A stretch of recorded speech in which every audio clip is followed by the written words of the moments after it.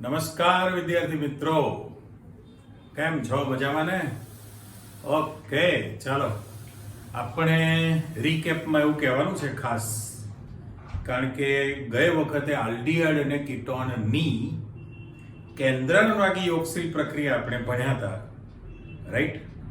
એનો મિકેનિઝમ, ક્રિયાવિધિ, સાથે સાથે 3 પ્રક્રિયાનો અભ્યાસ કરેલો અને 2 બાકી રાખેલી હતી. યાદ કરી લો. પહેલી હતી તમારી પાસે હાઇડ્રોજન સાયનાઇડ HCl સાથે, બીજી હતી સોડિયમ બાયસલ્ફાઇડ NaHSO3 સાથે, અને ત્રીજી હતી ગ્રિગ્નાર્ડ પ્રક્રિયક સાથે, યોગશીલ પ્રક્રિયા. બરાબર? હજુ તમારી પાસે 2 પ્રક્રિયા બાકી છે. એમાં આલ્કોહોલનું ઉમેરણ છે, યોગશીલ પ્રક્રિયા છે. બરાબર? આજની તારીખમાં બધું નામ ચિત્ર વિચિત્ર આવવાના છે. અને એમોનિયા અથવા એની વ્યુત્પન્નની યોગશીલ પ્રક્રિયા છે. ઓકે, ચાલો કરીએ શરૂ આપણે. એટલે હતું એનું જ હેડિંગ તમારું તો એમ જ છે ને કે ભાઈ કેન્દ્રાનુરાગી યોગશીલ પ્રક્રિયાઓ. પણ એમાં આપણો ક્વેશ્ચન જે બની ગયો છે આલ્કોહોલ સંયોજનોનું ઉમેરણ. આલ્કોહોલનો તમારે ઉમેરો કરવો છે, એક વસ્તુ. એમાં 1 નંબર ક્વેશ્ચન તરીકે આલ્ડીહાઇડ અને 2 નંબર ક્વેશ્ચન તરીકે કીટોનનું સેમ્પલ આપણે લેતા જવું છે. ઓકે, ચલો લખાણમાં મૂકતા જઈએ. તો પહેલામાં પહેલું એવું કહે છે કે આપણે સિમ્બોલિક જ મૂકીએ, C ડબલ બોન્ડ એટલે કાર્બોનિલ સમૂહ છે. બરાબર? અહીંયા આગળ આલ્ડીહાઇડ તરીકે જ્યારે તમે રાખો 2 સંયોજકતા છૂટી એટલે R. દાખલા તરીકે આપણે સિમ્બોલમાં R મૂકી જ દઈએ અને અહીંયા H મૂકી દઈએ તો મારે અત્યારે જનરલ નામ તમારી પાસે આલ્ડીહાઇડ લખાશે. કરેક્ટ? એટલે કોઈ પણ આલ્ડીહાઇડ સંયોજન છે એની તમારે આલ્કોહોલ સાથે પ્રક્રિયા કરવી છે. R-OH મૂકું છું, પણ સ્પષ્ટતા એ કરવી પડે, એને મોનોહાઇડ્રોક્સી આલ્કોહોલ કહેવાય ને. મોનો એટલે એક જ OH સમૂહ ધરાવે છે, એટલે મોનો હાઇડ્રોક્સી આલ્કોહોલ સાથે તમે પ્રક્રિયા કરવાના. પણ એમાં હાજરી છે શુષ્ક HCl વાયુની. એટલે ચલ લખાઈ ગયું, વાયુ લખીએ આપણે. શુષ્ક હાઇડ્રોક્લોરિક એસિડ, શુષ્ક HCl વાયુની હાજરીમાં તમે પ્રક્રિયા કરવાના છો.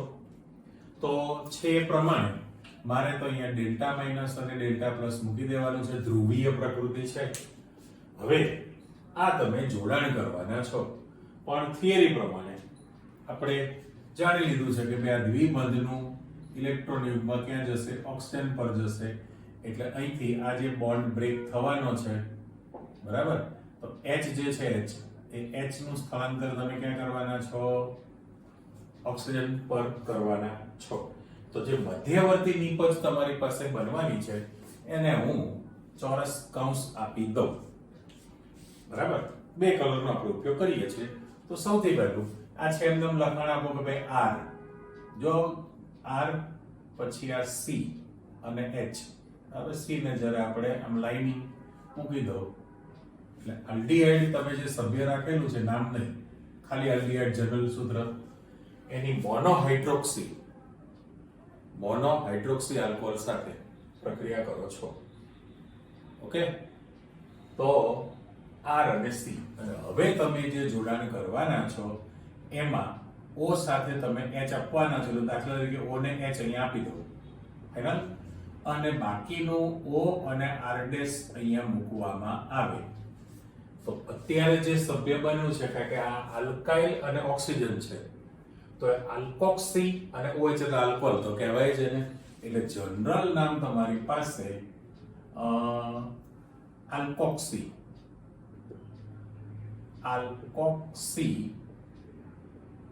આલ્કોહોલ. ચલો આપણે સમાળી દીધું. પણ એને કહેવામાં આવે છે હેમી એસિટાલ. હેમી એસિટાલ શબ્દ વાપરેલો છે. હેમી એટલે અડધું થાય. હેમી એટલે શું છે? અર્ધ. હેમી એસિટાલ તમારી પાસે તૈયાર થયું. પણ આની સ્થિરતા ઓછી છે અથવા તો સક્રિયતા વધુ છે, એટલે તરત જ ફરી પાછો એ શું કરશે? પ્રતિવર્તિત નિશાની આપણે મૂકવાની છે. ખાસ ધ્યાન રાખજો, કારણ કે આનું જે વર્ણન ગુજરાતીમાં લખેલું છે એ અગત્યનું છે. એટલે ફરી પાછો બીજા આલ્કોહોલના અણુ સાથે જોડાઈ જશે. જો એ આલ્કોહોલના અણુ સાથે જોડાય તો હવે પરિસ્થિતિ કેવી થાય? જો અહીંયા આગળ કે આમનો આપણે કલર ચેન્જ કરી નાખીએ. શું થશે આમાં? તો કે આ H અહીંથી નીકળશે અને OH અહીંથી નીકળી જશે. તો સીધું નીચે -H2O લખી નાખું ચાલશે? અથવા +H2O કરીએ? આપણે પ્લસ જ કરીએ એટલા માટે કારણ કે પ્રતિવર્તી નિશાનીમાં તમારે પાછું મૂળ સભ્ય લાવવું જ છે. એટલે હજુ ચેક કરો તો પરિસ્થિતિ કેવી થઈ ગઈ? બે આમાંથી H અને પેલામાંથી OH નીકળી જશે. તો બાકીનું જે સભ્ય તમારી પાસે બને R, આ C અને H. ઓકે, O અને R' હતું. અહીંયા આગળ O વધ્યો છે અને R' ત્યાં તમે મૂકી દેવાના છો. આ તમારી પાસે ફાઇનલ નીપજ બની ગઈ. પણ એને બે આલ્કોક્સી સમૂહ છે એટલે એનું નામ પડી જાય ડાય આલ્કોક્સી આલ્કેન. પણ એ રેખીય સભ્ય છે ને, એનું નામ તમારી પાસે અને +H2O જો ફરી અહીં લખી દીધેલું છે. હવે તમે જુઓ અહીંયા આગળ કેવી પરિસ્થિતિ થઈ? તો કે આલ્ડીહાઇડ સભ્ય જે હતું એનું મોનો હાઇડ્રોક્સી આલ્કોહોલ સાથે શુષ્ક હાઇડ્રોક્લોરિક એસિડ HCl વાયુની હાજરીમાં પ્રક્રિયા કરી. એટલા માટે શુષ્ક HCl રાખવામાં આવે છે કે એ અહીંયા આગળ આલ્કોહોલ કાર્બોનિલ જે સમૂહ છે, કાર્બોનિલ સમૂહમાં ઓક્સિજનને પ્રોટોનિત કરે, એના બધાને વીજભાર વધારી શકે, એટલે પ્રોટોનિત બની શકે, એટલે સહેલાઈથી બીજો આલ્કોહોલ અણુ એમાં જોડાઈ શકે છે. આ એનું જવાબદાર છે. એટલે પહેલા તો સમચતુષ્ફલકીય આલ્કોક્સી આલ્કોહોલ બની ગયું. મોનો કહેવાય કારણ કે એક જ છે ને, મોનો આલ્કોક્સી આલ્કોહોલ કહેવાય. ઓકે, એને હેમી એસિટલ શબ્દ વાપરેલો છે. પણ એ તરત જ આલ્કોહોલના બીજા અણુ સાથે જોડાઈ જાય તો તમારી પાસે પાણીનો અણુ દૂર થયો અને ડાય આલ્કોક્સી આલ્કેન બને છે. અને આ જે બન્યું એને કહેવામાં આવે છે એસિટાલ. આને કહેવામાં આવે છે એસિટલ. તમારો પ્રશ્ન તરીકે એસિટલની બનાવટ પ્રક્રિયા આપો એવું તમને કહે તો આ ચર્ચા તૈયાર થાય. સાથે સાથે આપણે દરેકમાં મેન્શન કરી દઈએ, જો આપણું વિધાન છે કે પ્રક્રિયા પ્રતિવર્તી છે ને, એ પ્રતિવર્તી પ્રક્રિયા હોવાથી, બરાબર, પ્રતિવર્તી પ્રક્રિયા હોવાને કારણે મૂળ સંયોજન પાછું તમે મેળવી શકો. એટલે માની લો કે તમે આ જ સભ્ય છે, બરાબર, આ ડાયઆલ્કોક્સી આલ્કેન એસિટાલ છે, એસિટાલની તમે પાણી સાથે જો પ્રક્રિયા આપી દો પાણી સાથે, તો ફરી પાછા અહીંયા આગળ OH ગોઠવાઈ જશે. એટલે મૂળ આલ્ડીહાઇડ સંયોજન તમારી પાસે પ્રાપ્ત થઈ શકે. પણ આ વાત આવી આલ્ડીહાઇડની. પણ હવે કેવું થવાનું છે કે તમે કીટોન રાખો તો કેવું થાય? એટલે આપણે કીટોન માટે ક્વેશ્ચન છે અને આ તો આપણી પાસે આલ્ડીહાઇડ માટે. ફરી પાછું આપણે સમીકરણ તૈયાર કરતા જઈએ. કરો ચેક કે હું એમ લખું કે R C double bond O અને R છે, બરાબર. એટલે જનરલ નામ તમારી પાસે કીટોન છે, કીટોન. પણ હવે કીટોનની પ્રક્રિયા જે છે મોનો હાઇડ્રોક્સી આલ્કોહોલ સાથે નહીં થાય, પણ એમાં ડાયહાઇડ્રોક્સી આલ્કોહોલ જોઈશે. હવે ડાયહાઇડ્રોક્સી આલ્કોહોલમાં તમને સભ્ય તરીકે CH2H અને CH2OH મૂકેલું છે.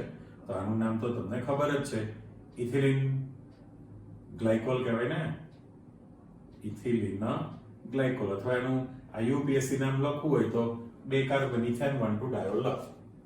ઇથેન 1,2 ડાયોલ તમારી પાસે તૈયાર થયો.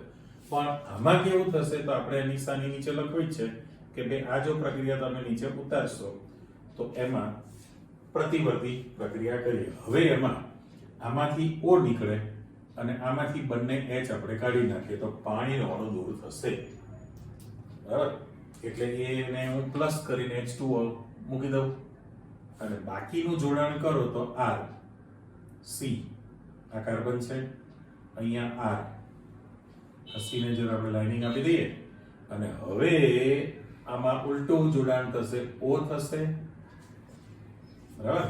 કારણ કે અહીંથી તમે 2 ની કાઢી નાખેલું છે એટલે O અને CH2, અહીંયા પણ O અને CH2 લખાશે, પણ આની વચ્ચે બોન્ડ છે, તો એ જે બને છે તમારી પાસે એ ચક્રીય સંયોજન બની ગયું કહેવાય, બરાબર? એસિટાઇલ છે તો આનું નામ છે ઇથિલિન ગ્લાયકોલ કેટાલ. નામ આપણે લખીએ છીએ, ચેક કરો. આનું નામ તમારી પાસે ઇથિલિન ગ્લાયકોલ કેટાલ, રાઈટ? આ પેલું જે હતું એસિટાઇલ હતું, આ ઇથિલિન ગ્લાયકોલ કેટાલ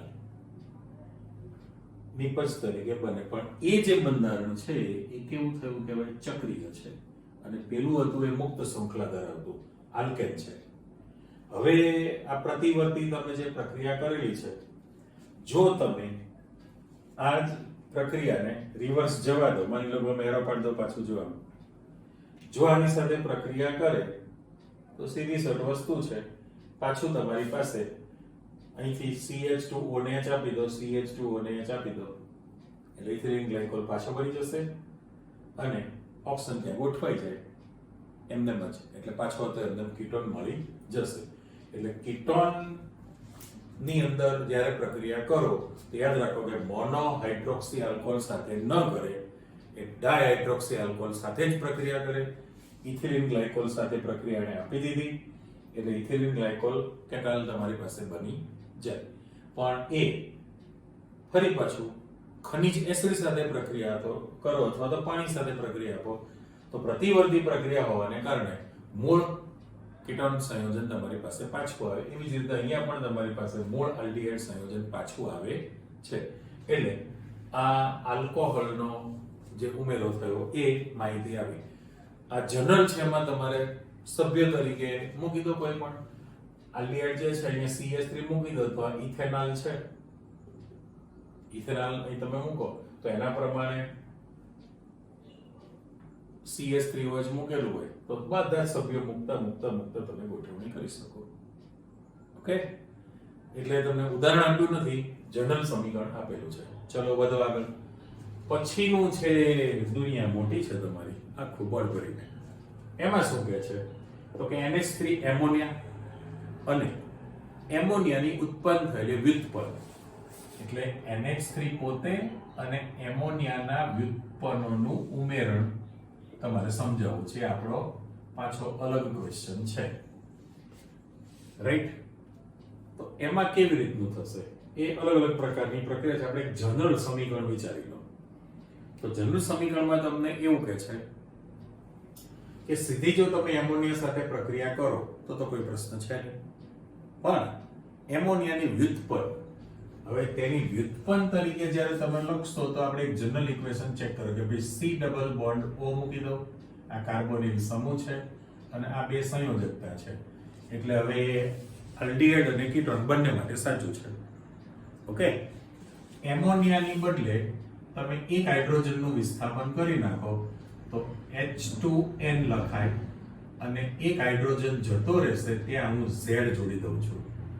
હવે તમે આ પ્રક્રિયા કરી છે જો, રાઈટ? પણ નાઇટ્રોજન પાસે અબદ્ધકારક ઇલેક્ટ્રોન યુગ્મ છે, એની પેર મૂકીને આને આપણે રેડ પેનથી મૂકી દો ફાઇનલ. એટલે જો સીધું જ એમોનિયા હોય તો NH3 તરીકે મૂકેલું છે, પણ એમોનિયાની વ્યુત્પન્ન જ્યારે તમે લખો તો વ્યુત્પન્ન માટે સૂત્ર શું તૈયાર થવાનું છે? NH2, એટલે H2N અને એની સાથે તમે Z મૂકવાના છો. અને સાથે સાથે મારે એમ કહેવાનું કે તમારી પાસે આ નાઇટ્રોજનના અબંધકારક ઇલેક્ટ્રોન યુગ્મ મૂકી દીધેલા છે, પણ તમે જે Z મૂકવાના છો એ Z તમારું બદલાતું રહેશે. એટલે અહીંયા Z તરીકે જે તમે મૂકશો એ અલગ અલગ પ્રકારના સભ્યો બનવાના છે, જ્યાં Z ઇક્વલ ટુ આ અલગ અલગ છે, રાઈટ? તો સામે તમે જે પ્રોસેસ કરવાના છો એમાં થવાનું કેવું, તો આ ડેલ્ટા માઇનસ ડેલ્ટા પ્લસ તમારે મૂકી જ દેવાનું છે ધ્રુવીય પ્રકૃતિ માટે.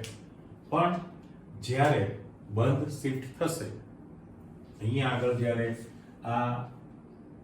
આના પર વીજભાર આવી જશે તો પરિસ્થિતિ કેવી થવાની છે કે એક H તમે આને આપવાના છો. H જો તમે એને મૂકશો એટલે બ્લેક પેન થી ખાલી આના પર તૂટક રાઉન્ડ આપી દો. જો તમે H ત્યાં આપી દો ઓક્સિજનને તો એ સમચતુષ્ફલકીય પ્રોડક્ટ તમારી પાસે બને. આપણે કલર બ્લેક કલર મૂકી દઈએ એટલે કેવું થવાનું તો કે કાર્બન છે, આ એની બે સંયોજકતા છે, અહીંયા આગળ તમે OH મૂકવાના છો મધ્યસ્થીની પર, અને અહીંયા તમારી પાસે એક H નીકળી ગયો છે એટલે NH અને Z N ને હું લીટી પાડીશ એટલે તમારી નાઇટ્રોજનની એક, હાઇડ્રોજન બે અને Z જે લાગેલું છે એ Z બોક્સ પરથી કરી દઉં. આ ટાઈપની સમચતુષ્ફલકીય નિપજ બની ગઈ. હવે સમચતુષ્ફલકીય નિપજ છે એમાંથી ને એમાંથી વિલોપન પ્રક્રિયા કરવી છે એટલે એના પર હું શબ્દ લખી દઉં વિલોપન.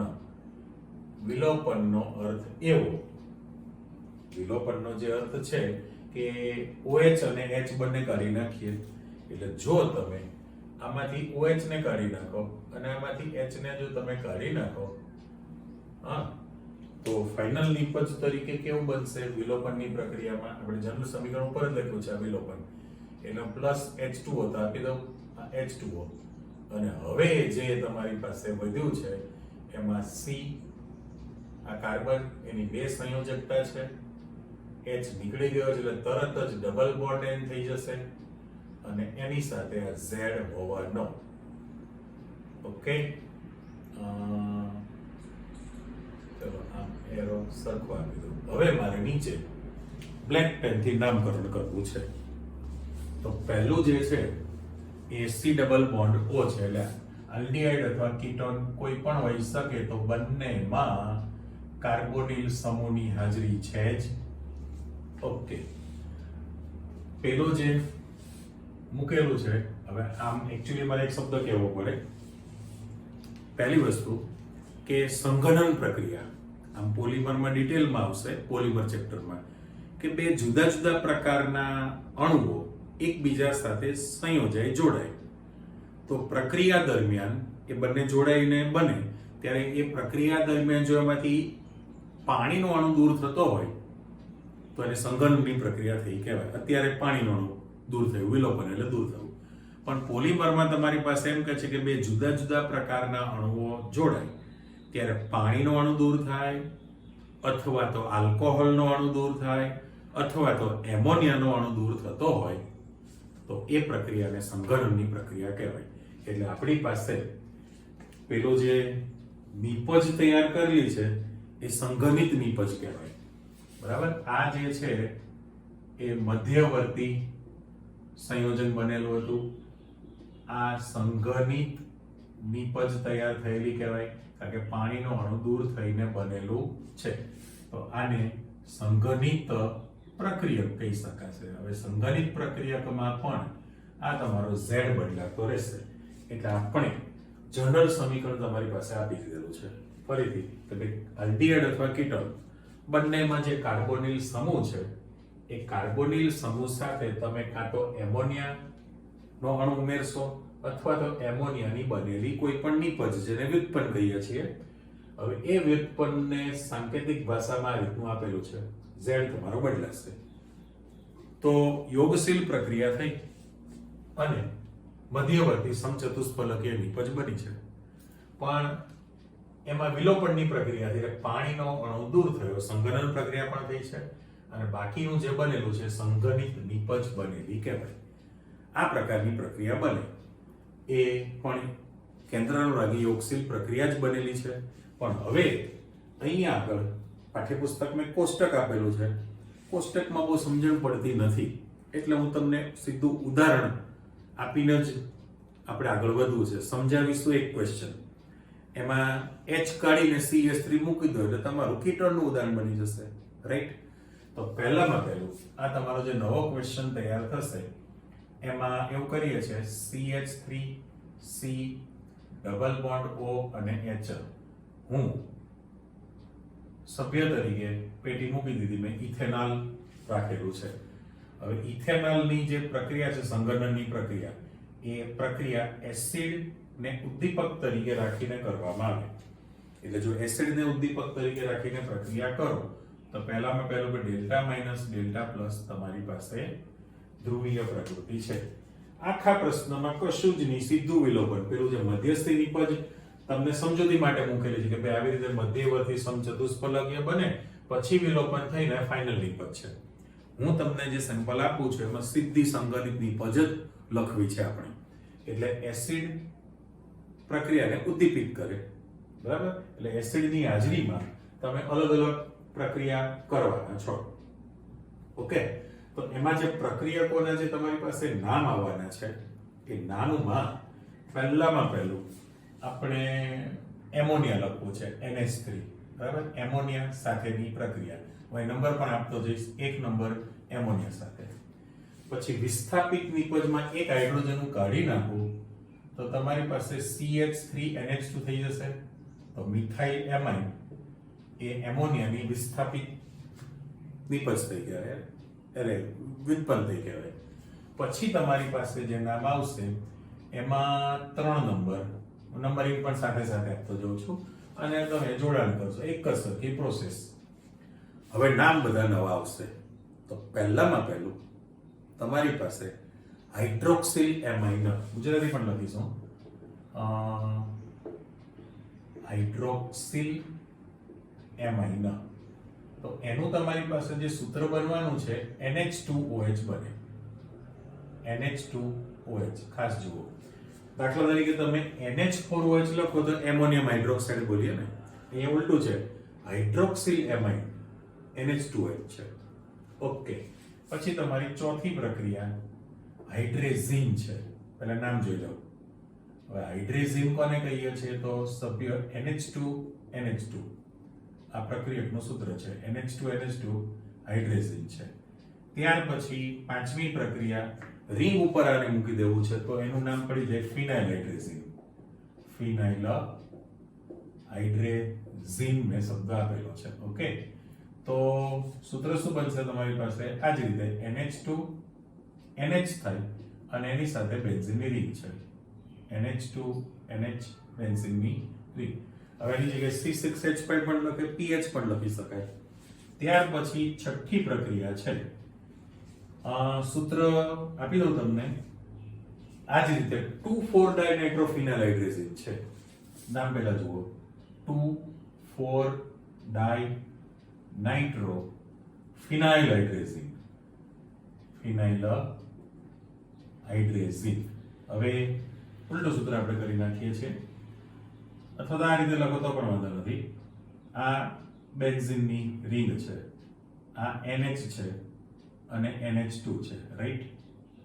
એટલે ઉપલું સૂત્ર તૈયાર છે. 1 નંબર છે આ તમારો જે કાર્બન છે એ 1 નંબર. અહીંયા આગળ NO2 લખું તો બીજા કાર્બન ઉપર થયું અને ચોથા કાર્બન ઉપર O2N લખી દઉં તો તમારું જે સભ્ય બની ગયું એ નંબરિંગ જોઈ લો કે 2,4-ડાયનાઇટ્રો, જોઈ લો 2,4-ડાયનાઇટ્રોફિનાઇલ હાઇડ્રેઝિન. અને એક નવું નામ છે તમારી પાસે જે સાતમી પ્રક્રિયામાં સેમી કાર્બેઝાઇડ. સેમી કાર્બેઝાઇડ. હવે એને યાદ રાખવા માટે મારે એમ કહેવું છે, એનું જે સૂત્ર છે કેવું ખબર? તમે યુરિયાનું સૂત્ર આવડે છે? હા, NH2CO NH2 કહેવાય ને, યાદ રાખજો તમે. NH2CO NH2 યુરિયાનું આ સૂત્ર છે, કરેક્ટ? એમાં તમારે વચ્ચે NH ને ઉમેરી દેવાનું છે. જો તમે આ જે NH છે ને વચ્ચે બેસાડી દો તો એને કાર્બેઝાઇડ કહેવાય, સેમી કાર્બેઝાઇડ. એટલે સૂત્ર તમારી પાસે કેવું થયું કહેવાય? તો લખીએ NH2 છે, પછી NH છે, CO NH2. નાઇટ્રોજન ને હું આમ ડેશ મૂકું જ છું એટલે H તમને દેખાય નહીં. હવે ઓફિશિયલી સામેનું જે જનરલ તમને માહિતી આપી દીધી કે ભાઈ કાર્બોનિલ સમૂહ પ્રમાણે પેલું મધ્યસ્થી નિપજ બનવાની, પણ એમાં વિલોપન થાય પાણીનો અણુ દૂર થશે. પ્રોસેસ બે પ્રકારની છે અને સંગલિત નિપજ બને. હવે દરેકમાં તમારે માત્ર ને માત્ર આ ઓક્સિજન છે આમાંથી ઓક્સિજન તમે દૂર કરવાના છો અને પેલામાંથી તમે દરેકનો H2 દૂર કરવાના છો. બરાબર? એટલે એક્ચ્યુઅલી તો OH થાય ને પેલા પ્રમાણે OH અને H, પણ અહીંયા સમજાવવા માટે મારે શું કહેવું પડે કે તમે અહીંથી આ જોઈન્ટમાં OH હતો, OH અને H કાઢીએ છીએ એટલે અહીંથી H2 અને O કાઢી નાખો તો પાણીનો અણુ દૂર થયો કહેવાય. અહીં સમજવા માટે એ જ રીતે આ NH2 માંથી H2 ને O કાઢી નાખો. બરાબર? H2 ને O કાઢી નાખીએ, H2 અને O કાઢી નાખીએ એટલે દરેકની અંદર હું પહેલાની અંદર ખાલી લખી નાખું છું કે -H2O તૈયાર થઈ ગયું. એટલે પાણીનો અણુ ચલો બ્રેકેટમાં લખી નાખું. દરેકમાં તમારે પાણીનો અણુ સંઘનનની પ્રક્રિયામાં દરેકમાં પાણીનો અણુ દૂર કરવો છે. હવે આમાં પણ આ H2 ને O કાઢીને આપી દો, અહીંયા પણ H2 ને O કાઢીને આપી દો, આમાં પણ H2 ને O કાઢીને આપી દો. બાકીનું બધું જ તમારે જોડાણ કરવું છે. એટલે જો તમે જોડાણ કરો તો કેવું બનશે? પહેલું જે સૂત્ર છે હું લખીશ એ જ રીતે. આને તમે મિક્સ ન કરો એટલે હું આમ લાઇનિંગ બાંધી દઉં. આ તમારી આગળ જે પ્રોસેસ હતી વિલોપન પ્રક્રિયા. પહેલામાં કેવું થશે તો જુઓ આ CH3 છે, C અને H આટલું તમારી પાસે કોમન છે દરેક જગ્યાએ. O નીકળી ગયો પછી તમારી પાસે NH2 વધે. NH2 છે એટલે અહીંયા H2 અને O નીકળ્યો એટલે એક જ વધ્યો ને. તમારે કાર્બનની 4 સંયોજકતા કરવા માટે ડબલ બોન્ડ મૂકવો પડે અને NH કહેવાશે. એટલે એક્ચ્યુઅલી તો CH3CH ડબલ બોન્ડ NH બની ગયું. તો આના માટે પર્ટિક્યુલર નવું નામ આવ્યું ઇમાઇન કહેવાય. કેમ બન્યું તો આવડી ગયું ને તો હવે કારણ કે આલ્કીનનો ઇન છે અને એમાઇન સમૂહ છે, ઇન વત્તા એમાઇન એટલે ઇમાઇન શબ્દ મૂકવો પડે. હવે તમે ઇથેનોલ શબ્દ લખેલું છે તો ઇથેનોલ ઇમાઇન એવું થયું કહેવાય. પણ જો તમે આપણે ઓલ્ટરનેટ કલર વાપરીએ, હવે આ સભ્ય મૂકશો એટલે તમારી પાસે કેવું થવાનું તો કે CH3C.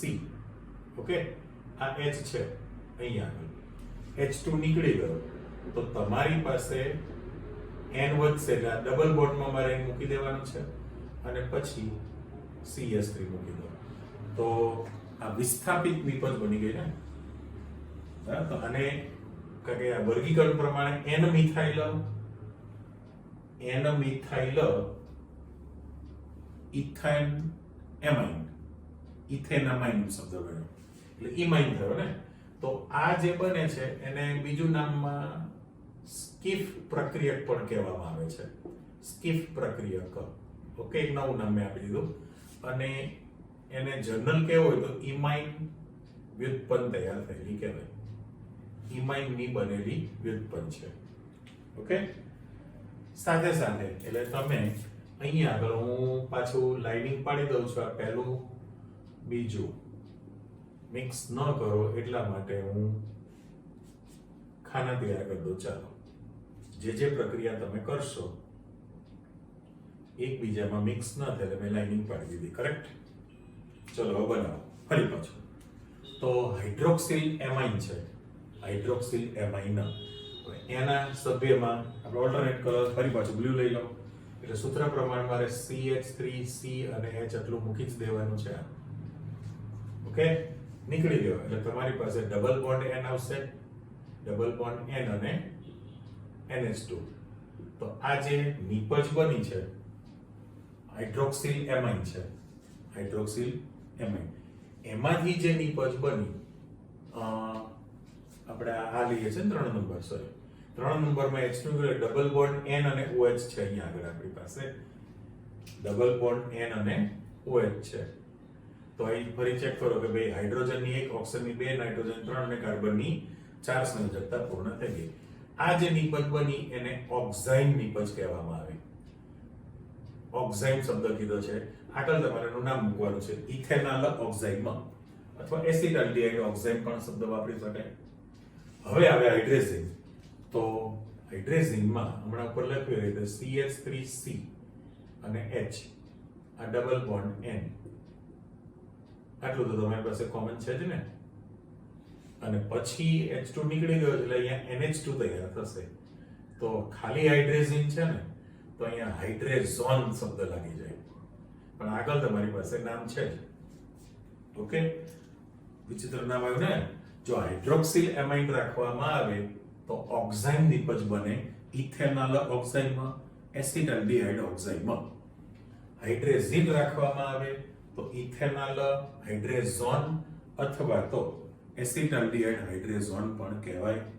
નીચે તમારી પાસે વસ્તુ એની છે એટલે નામની અંદર પછી લખીએ. ચાલો ફરી પાછું જોડાણ કરી દો. તો આપણી પાસે CH3 આ C અને H કરેક્ટ. અહીંથી ડબલ બોન્ડમાં N મૂકી દો. ડબલ બોન્ડમાં N H2 નીકળી ગયો. આ NH N અને H અને એની સાથે બેન્ઝીનની રિંગ છે. બેન્ઝીનની જે રિંગ મૂકેલી છે ત્યાં આ લખી જ શકાય પણ એની બદલે હું C6H5 લખી નાખું તો ચાલે અથવા PH પણ લખાય. PH એટલે ફિનાઇલ. પણ આનું જે તમે નામ પાડવાના છો એમાં આગળ માત્ર ને માત્ર ફિનાઇલ શબ્દ લગાડી દો. ફિનાઇલ હાઇડ્રેઝોન. જુઓ એટલે ઇથેનોલ ફિનાઇલ હાઇડ્રેઝોન અથવા એસિટાલ્ડિહાઇડ ફિનાઇલ હાઇડ્રેઝોન શબ્દ લાગી ગયો. કયો શબ્દ એડ થયો? ફિનાઇલ હાઇડ્રેઝોન છે. એટલે અત્યારે મેં તમને સૂત્રમાં રિંગ બતાવી છે ત્યાં C6H5 લખ્યું છે તો PH પણ લખી શકાય. હવે અહીં તો ફરજિયાતમાં રિંગ મૂકવી જ પડે એટલે તે અમે સમજૂતી આપી દીધી. ફરી પાછું આની ગોઠવણી કરો તો સભ્ય કેવું બનવાનું છે? જો આ CH3CH આ ડબલ બોન્ડ N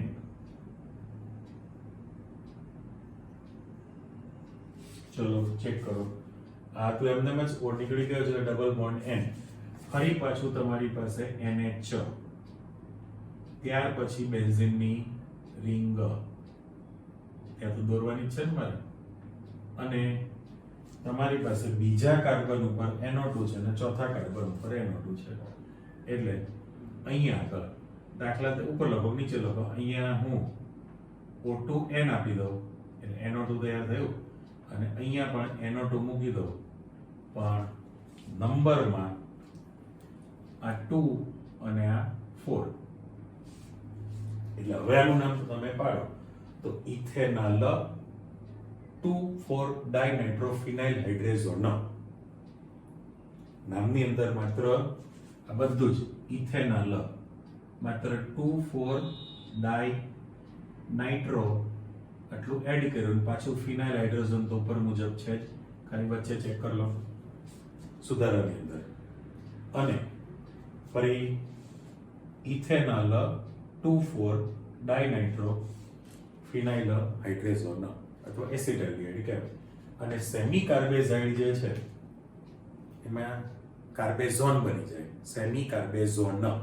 પણ એ જોડાણની અંદર કોઈ માથાકૂટ છે જ નહીં, સીધે સીધું ગોઠવણી આપી દો તો આ CH3C આ H છે બરાબર. અહીંથી ડબલ બોન્ડમાં N ખરો, ડબલ બોન્ડમાં N H2 નીકળી ગયો. ફરી પાછો અહીંયા NH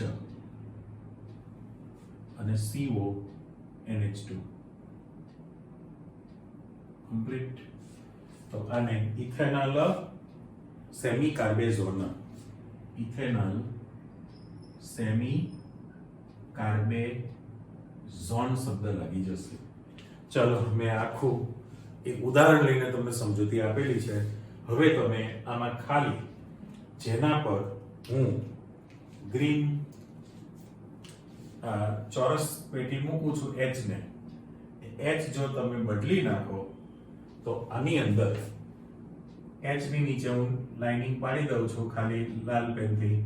આ તમે H બદલો અને ત્યાં CH3 મૂકી દો. ચાલો તો કીટોનનું ઉદાહરણ બની જાય. કીટોનનું તમારી પાસે ઉદાહરણ બની જશે. એટલે હવે પાછા નામ આપણે પાડીએ છીએ એટલે પ્રશ્ન રિપીટ થાય છે. CH3C ડબલ બોન્ડ O અને CH3. તો એસિટોન અથવા પ્રોપેનોન છે. એસિડ ઉદ્દીપકની હાજરીમાં જ પ્રક્રિયા થવાની સંગનનની. જો તમે એમોનિયા સાથે પ્રક્રિયા કરવાના છો, એમોનિયા સાથે પ્રક્રિયા, તો અહીંયા CH3 છે, CH3. તો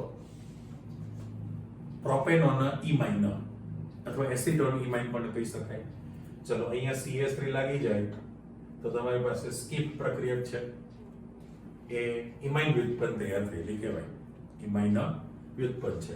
પણ હાઇડ્રોક્સિલ એમાઇન સાથે પ્રક્રિયા કરો, અહીંયા CH3 તમે મૂકેલું છે, બરાબર. તો અહીંયા નામમાં ઇથેનોલ ઓક્સાઇડ હતું, એની બદલે એસિટોન ઓક્સાઇડ થઈ જાય, પ્રોપેનોન ઓક્સાઇડ લખી શકાય. હાઇડ્રેઝિન રાખો તો ઇથેનોલ હાઇડ્રેઝોન હતું, એની બદલે પ્રોપેનોન હાઇડ્રેઝોન બની જશે. સેમ કોપી અહીંયા માત્ર ને માત્ર CH3 લાગી જાય તો પ્રોપેનોન ફિનાઇલ હાઇડ્રેઝોન તો એસિટોન ફિનાઇલ હાઇડ્રેઝોન કહી શકાય. 2,4-ડાયનાઇટ્રોફિનાઇલ હાઇડ્રેઝિન છે, તો એની અંદર આ બધું સ્ટ્રક્ચર એઝ ઇટ ઇઝ. અહીંયા પ્રોપેનોન 2,4-ડાયનાઇટ્રોફિનાઇલ હાઇડ્રેઝોન અને સેમી કાર્બેઝાઇડ જો તમે રાખો તો પાણીનો અણુ દૂર થઈને અહીંયા CH3 છે તમારી પાસે, તો પ્રોપેનોન સેમી કાર્બેઝોન આ નિપજ બની ગઈ કહેવાય. એટલે ટૂંકમાં તમારી પાસે જે પ્રક્રિયા બની છે એ બધી જ પ્રક્રિયાની અંદર જે ઇથેનોલની વિગત હતી એ જ તમારી પાસે પ્રોપેનોન માટે બને છે. તો એક વિગત હજુ મારે એ કહેવી છે કે જેમ પહેલામાં મોનો આલ્કોક્સી હતું, અહીંયા ડાય આલ્કોક્સી કહેવાય. પણ એક જ કાર્બન ઉપર છે ને, એક જ કાર્બન ઉપર બે આલ્કોક્સી સમૂહ છે, એટલે આગળ તમે જેમ શબ્દ મૂકી દો ને, જેમ ડાય આલ્કોક્સી કહેવાય, બરાબર. કારણ કે એક જ કાર્બન પાસેના કાર્બન ઉપર સમાન સમૂહ હોય તો વિસિનલ ડાયલ બોલતા આપણે, યાદ કરો, વિસિનલ હતું. અને એક જ કાર્બન ઉપર સમાન હોય તો જેમિનલ હતું, એટલે એને જેમ ડાય આલ્કોક્સી આલ્કેન પણ કહી શકાય. એક સરખા હતા, મોનો આલ્કોક્સી, ડાય આલ્કોક્સી પણ જેમ. એટલે ટૂંકમાં તમે આલ્ડીહાઇડ અને કીટોન સંયોજનની કેન્દ્રાનુરાગી જે યોગશીલ પ્રક્રિયાઓ હતી એ બધી જ પૂરી કરી દીધી, બરાબર. 3 લાસ્ટ ટાઈમ શીખેલા હતા. આજનામાં તમે આલ્કોહોલનું ઉમેરણ શીખ્યા, અને આ એમોનિયા અને એની વ્યુત્પન્નોનું યોગશીલ પ્રક્રિયા થઈ ગયા. પણ જનરલ આ સમજૂતી વાળું થયું કે કાર્બોનિલ સમૂહ સંઘનિત પ્રક્રિયક છે, મધ્યવર્તી સમચતુષ્ફલકીય નિપજ બને, એમાં વિલોપનની ઘટના થાય એટલે પાણીનો અણુ દૂર થયો અને ફાઇનલ સંઘનિત નિપજ બને. અહીંયા આગળ મેં તમને કોષ્ટકને એક ઉદાહરણ સાથે આપી દીધેલું છે કે ભાઈ ઇથેનોલનું જે તમે સભ્ય કરેલું છે એ બધાના પર્ટિક્યુલર નામ કેવા બને, ઓકે. અને અહીંયા CH3 મૂકી દો તો પ્રોપેનોનનું સભ્ય લઈને પ્રક્રિયા કરી શકાય. ભૂતકાળમાં આ હાઇડ્રોક્સિલ એમાઇન, હાઇડ્રેઝિન, ફિનાઇલ હાઇડ્રેઝિન, આ ત્રણની જ પ્રક્રિયા હતી. એનો ક્વેશ્ચન દર વખતે પૂછતા, અલગ અલગ, એલ્ડીહાઇડ માટે ને કીટોન માટે. પછી બોર્ડના પેપરની અંદર આ બે અને સેમી કાર્બેઝાઇડની પણ પ્રક્રિયા પૂછેલી છે, એની સાથેની પ્રક્રિયા લખો તો તમને આવડે, એટલે વાંધો ન આવે. એટલે આ બધી જ સંગનનની પ્રક્રિયાઓ પણ યાદ કર્યું ને.